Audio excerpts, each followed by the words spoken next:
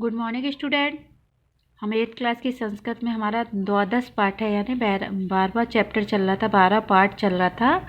दुर्जनम लक्षणानि यानी दुर्जन के लक्षण, जिसमें हमने कितने श्लोक पढ़ चुके थे? कल 4 श्लोक पढ़ लिए थे।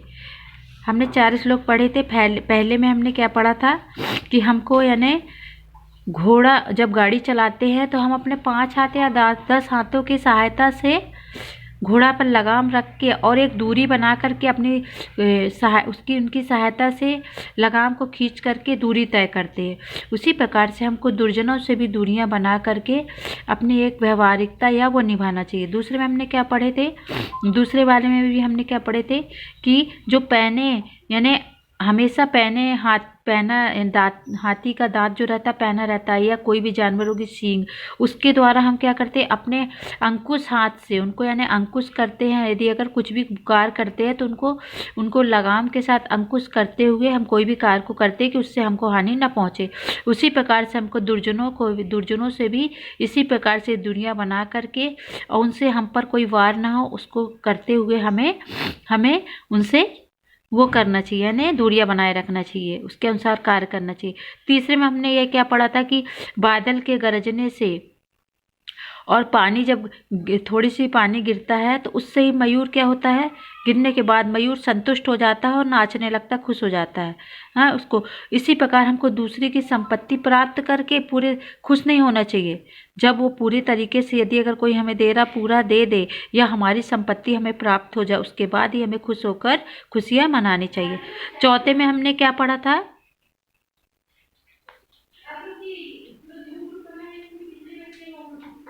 और चौथे में हमने क्या पढ़ा हुआ था कि यानी जो अच्छे लोग रहते हैं हमें जो अच्छे संस्कारी लोग रहते हैं हमें क्या करते हैं? विनय पूर्वक व्यवहार करते हैं। परंतु जो दुर्जन लोग रहते हैं वो कैसे करते हैं? तिरस्कार के रूप में, अच्छे से बात नहीं करते हैं, तिरस्कार करते हैं। उसी प्रकार से हमको हमेशा अपने समान बलशाली विनय पूर्वक लोगों से ही बात करना चाहिए, उनसे मेल मिलाप रखना चाहिए और हमें उनका शत्रुओं का बल जानते हुए ही हमें उनके सामने आना चाहिए। अब 5वां नंबर देखो, ना दुर्जनय। अब मैं इसको शुरुआत करी क्योंकि 4 तो हो चुका था।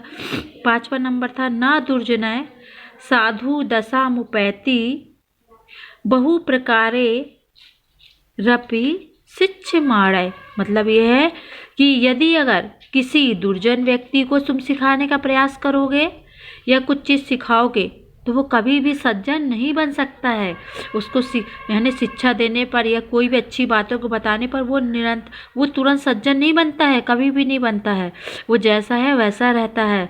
उस प्रकार से जिस प्रकार से यदि अगर नीम के पेड़ में हम घी डाल दे और उसको घी डालने के बाद शक्कर भी डाल दे और डालने के बाद हम सोचे इसमें मीठापन आ जाएगा, तो जब भी हम कड़वे नीम को जब भी हम खाएंगे तो वो हमको कड़वाहट ही देगी, वो मीठापन हमको नहीं देंगे। समझ में आए?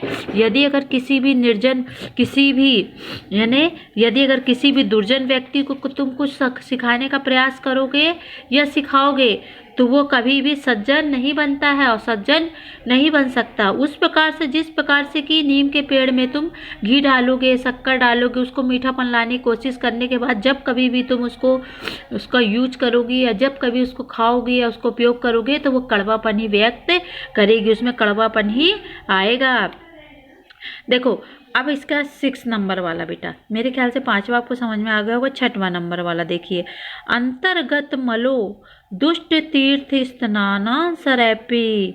यानी यदि अगर कोई दुष्ट व्यक्ति चाहे वो जितने भी दर्शन कर ले, धाम कर ले, 4 धाम कर ले, भगवान के दर्शन कर ले,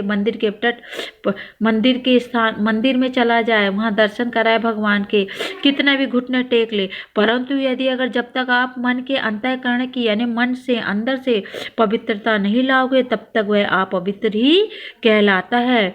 उसी प्रकार से